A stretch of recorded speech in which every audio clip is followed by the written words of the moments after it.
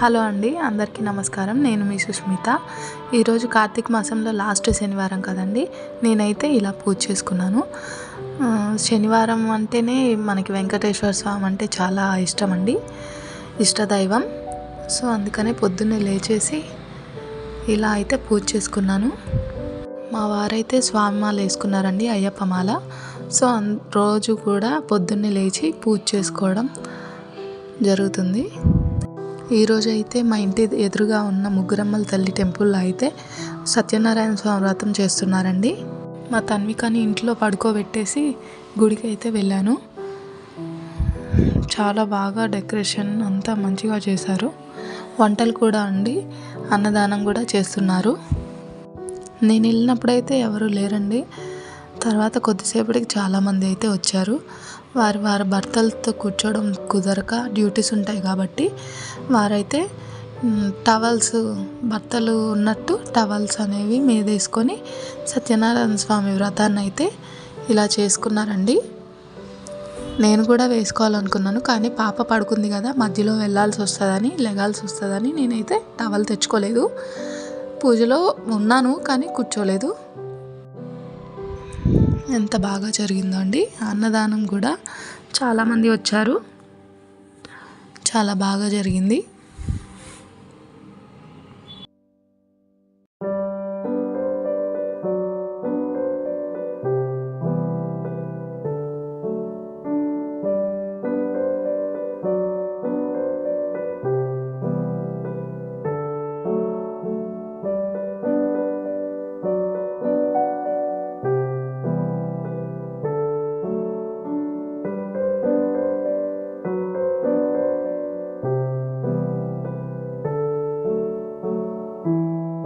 ఒక పక్క పూజ జరుగుతూ ఉంటే నేను వంటలకి వెళ్ళానండి. ఏమేమి వంటలు చేశారో చూద్దామని. ఈరోజైతే నేను తిన్నండి, శనివారం కదా, ఉపవాసం ఉన్నాను. ఒక్క పొద్దు, సాయంత్రం తింటాను. పప్పుచారు చేస్తున్నారు. చాలా బాగా చేశారండి వంటలు కూడా. ప్రసాదం, వంటలు, పప్పు, ఆలుగడ్డ, మిక్స్డ్ కర్రీ, మిక్స్డ్ చట్నీ చాలా బాగా చేశారు.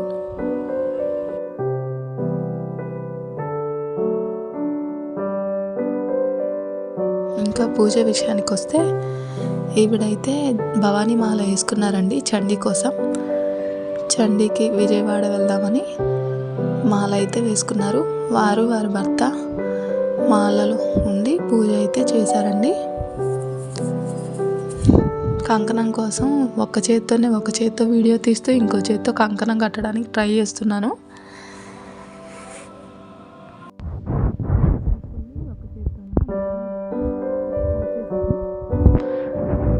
ఇక్కడ చూడండి, చిన్న పాప పూజలో కూర్చొని ఎలా పూజ చేస్తుంది. చాలా క్యూట్గా అనిపించింది.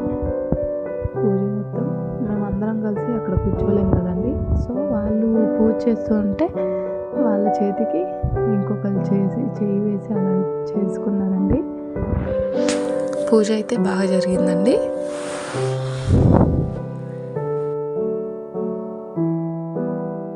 ఇల్లు అయితే పక్కనే కదండి. పైకి చూసేసరికి మా అమ్మమ్మ నన్ను పిలిచింది, తన్విక లేచిందని. తన్వికను కూడా తీసుకొని పూజకైతే వచ్చేసాను. గుళ్ళో కూర్చున్నాం కానీ అస్సలు చికాకు చేయలేదండి. ఏడుస్తుందేమో, మధ్యలో లెగాల్సి వస్తుంది అని అనుకున్నాను, కానీ చాలా సైలెంట్గా కూర్చుంది. పూజ అంతా అయ్యేంత వరకు కూడా చాలా కామ్గా ఉంది. ఆడుకుంటుంది అక్షింతలతోటి. పూజ అయిపోయిందండి.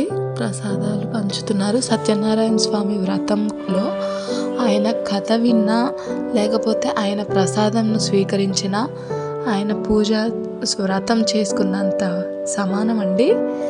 ఎప్పుడైనా ఎక్కడైనా పూజ జరిగినా లేకపోతే ప్రసాదం ఇచ్చినా ఖచ్చితంగా వెళ్ళి తీసుకోండి. అడిగి మరీ తీసుకున్నా తప్పులేదండి.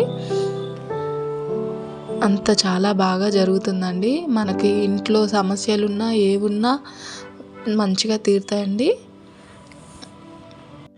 మా తన్విక చూడండి ఎలా తింటుందో.